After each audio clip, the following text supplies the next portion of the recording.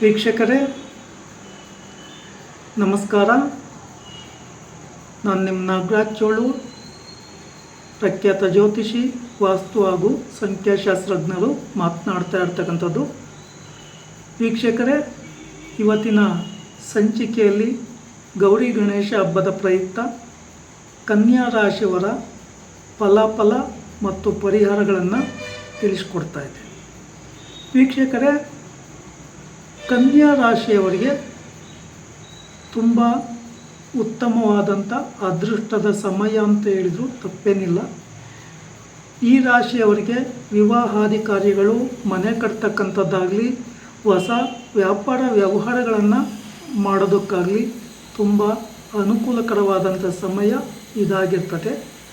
ಸರಿಯಾದ ರೀತಿಯಲ್ಲಿ ಸದ್ಬಳಕೆ ಮಾಡ್ತಕ್ಕಂಥ ಅವಕಾಶವನ್ನು ಬಳಸ್ಕೊಳ್ಳಿ.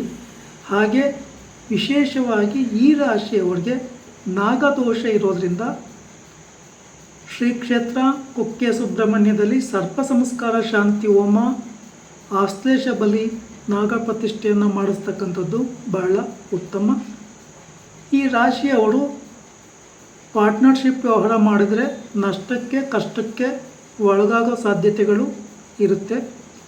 ದೂರದವರೊಟ್ಟಿಗೆ ವ್ಯವಹರಿಸ್ತಕ್ಕಂಥ ಒಂದು ಸಂದರ್ಭದಲ್ಲಿ ಎಚ್ಚರಿಕೆಯನ್ನು ವಹಿಸಬೇಕಾಗುತ್ತೆ. ಯಾರಿಗೂ ಶೂರಿಟಿ ಜಾಮೀನು ನಿಲ್ತಕ್ಕಂಥದ್ದು ಅಷ್ಟೊಂದು ಉತ್ತಮ ಅಲ್ಲ. ಸೊ ಈ ರಾಶಿಯವರು ವಿಶೇಷವಾಗಿ ಹೊಸ ಕಾರ್ಯ ಮಾಡೋದಿದ್ರೆ, ವಾಹನ ತೆಗೆಯೋದಿದ್ರೆ ಅಥವಾ ಮನೆ ಕಟ್ತಕ್ಕಂಥ ಅಭಿಲಾಷೆ ಇದ್ದರೆ ಅದಕ್ಕೆಲ್ಲ ತುಂಬ ಉತ್ತಮವಾದಂಥ ಸಮಯ ಇದಾಗಿರ್ತದೆ. ಈ ರಾಶಿಯವರಿಗೆ ಶನಿ ಭಗವಾನರು ಸಹ ತುಂಬ ಶುಭಪ್ರದವಾದಂಥ ಸ್ಥಾನದಲ್ಲಿ ಇರೋದರಿಂದ ಶನಿ ದೋಷದ ಪ್ರಾಬಲ್ಯವೂ ಇರೋದಿಲ್ಲ. ವಿಶೇಷವಾಗಿ ಗಣಪತಿ ದೇವರ ಆರಾಧನೆ ಅಥವಾ ಸುಬ್ರಹ್ಮಣ್ಯ ದೇವರ ಆರಾಧನೆ ಅಥವಾ ಮಾರುತಿ ದೇವರಿಗೆ ಪೂಜೆ ಕೊಡೋದ್ರಿಂದ ಅಥವಾ ಹನುಮಾನ್ ಚಾಲೀಸ್ ಪಠಣೆಯಿಂದ ನಿಮ್ಮ ಕಾರ್ಯಗಳಲ್ಲಿ ಇನ್ನಷ್ಟು ಪ್ರಗತಿ ಕಂಡುಬರಲಿಕ್ಕೆ ಸಾಧ್ಯತೆ ಇದೆ.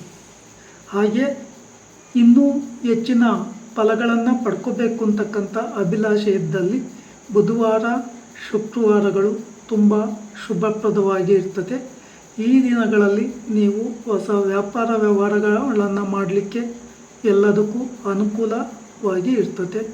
ಉತ್ತರ ದಿಕ್ಕಿನ ವ್ಯಾಪಾರ ವ್ಯವಹಾರಗಳಿಂದ ಪ್ರಗತಿಯನ್ನು ಹೊಂದಿರ, ಯಶಸ್ಸನ್ನು ಕಾಣಲಿಕ್ಕೆ ಸಾಧ್ಯತೆ ಇದೆ.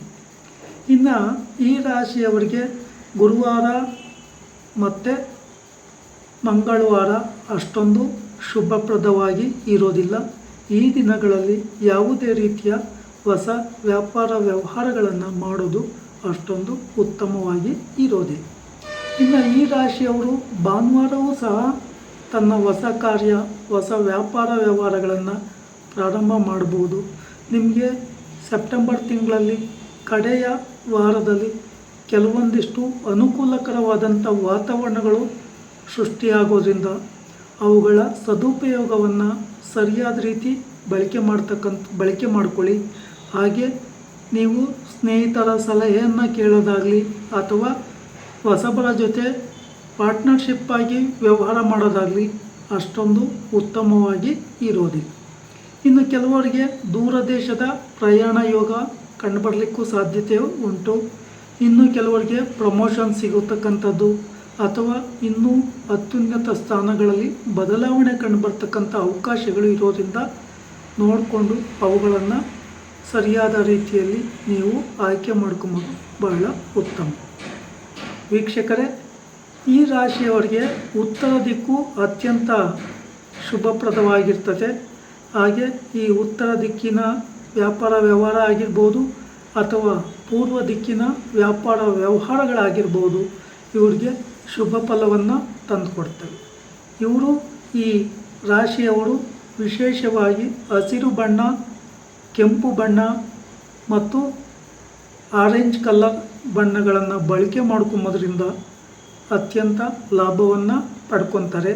ಹಾಗೆ ನೀವೇನು ವ್ಯವಹಾರದ ಸ್ಥಳಗಳಲ್ಲಿ ನಾಮಫಲಕವನ್ನು ಅಳವಡಿಕೆ ಮಾಡಿಕೊಂಡಿರ್ತೀರೋ ಅಂಥವರು ನಿಮ್ಮ ಮಿತ್ರ ರಾಶಿಗಳ ಹೆಸರನ್ನು ಅಳವಡಿಕೆ ಮಾಡಿಕೊಂಡ್ರೆ ಇನ್ನೂ ಹೆಚ್ಚಿನ ಪ್ರಗತಿಯನ್ನು ಕಾಣ್ತೀರ. ಮಿತ್ರ ರಾಶಿಗಳು ಅಂದರೆ ವೃಷಭ ರಾಶಿಯ ಹೆಸರಾಗಿರ್ಬೋದು, ಅಥವಾ ತುಲಾ ರಾಶಿಯ ಹೆಸರಾಗಿರ್ಬೋದು, ಅಥವಾ ಮಿಥುನ ರಾಶಿಯ ಹೆಸರಾಗಿರ್ಬೋದು, ಅಥವಾ ವಿಶೇಷವಾಗಿ ನಿಮಗೆ ಪ್ರೀತಿ ಪಾತ್ರವಾದಂಥ ದೇವರ ಹೆಸರನ್ನು ಬಳಕೆ ಮಾಡಿಕೊಂಡು ನೀವು ಆ ಹೆಸರನ್ನು ನಿಮ್ಮ ನಾಮಫಲಕದಲ್ಲಿ ಅಳವಡಿಕೆ ಮಾಡಿಕೊಂಡ್ರೆ ಇನ್ನೂ ಉತ್ತಮ ಫಲಗಳು ಕಂಡುಬರ್ತವೆ.